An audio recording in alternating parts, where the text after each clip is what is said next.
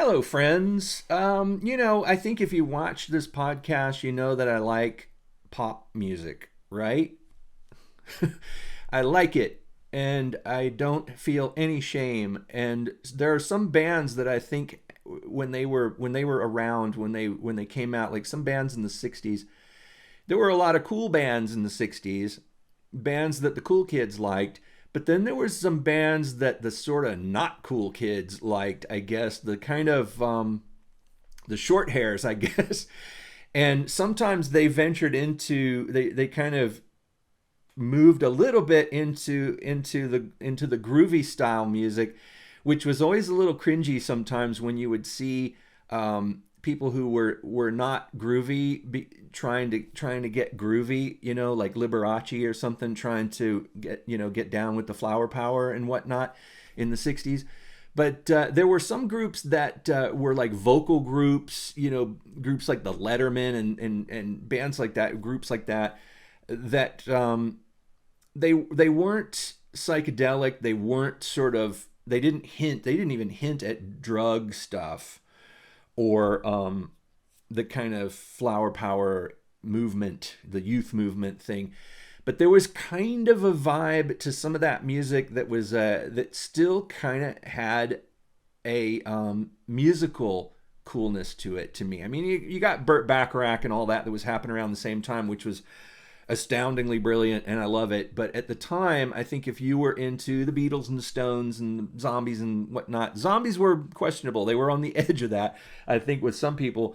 But like the Turtles, not quite as cool as the coolest cool, but still cool. But then there were some that were a little bit outside of that group, and I'm talking about bands like The Association. Yeah, The Association. Um, this is like sunshine pop. This is vocal pop.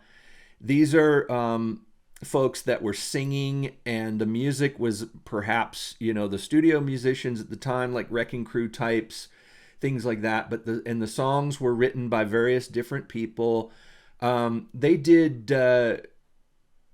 some amazing stuff. They did Cherish, and Windy, but check them out, because there is a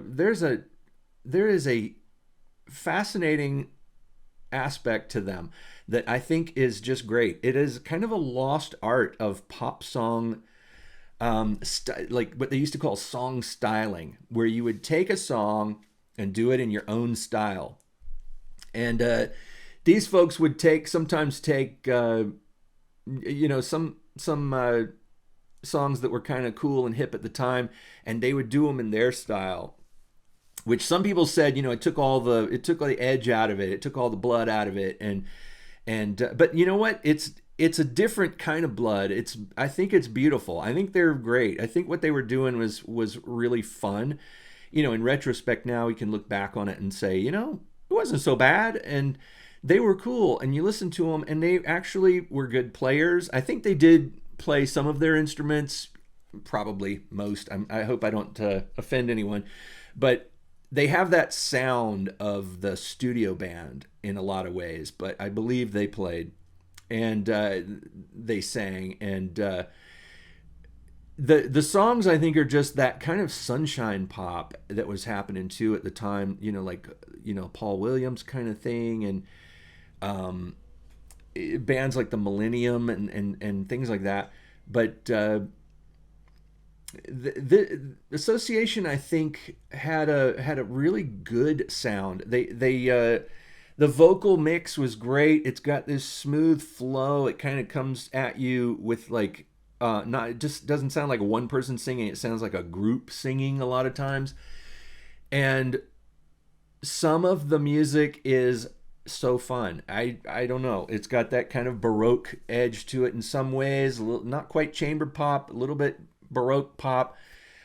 Slightly psychedelic at some points, but you kind of get the feeling like it's not really, really, legit psychedelic. Or maybe it was. Who knows? I don't know what they were up to. But I love The Association. This, of course, is their greatest hits. You can find them elsewhere, but greatest hits is a good place to start. Check them out. You know, they were on shows like the Smothers Brothers and things like that. And check them out on YouTube. You know, look them up on Smothers Brothers, and they are quintessential '60s short hair band. I think they were, but every once in a while you'd spot them, you know, wearing a dashiki and a medallion or something. So they tried to edge into grooviness, perhaps successfully. I don't know. Sometimes maybe not so successfully, but they are quintessential sunshine pop, and I dig them. I think they were groovy. Anyway, the Association. Check them out. Thanks for watching, and I'll talk to you again real soon.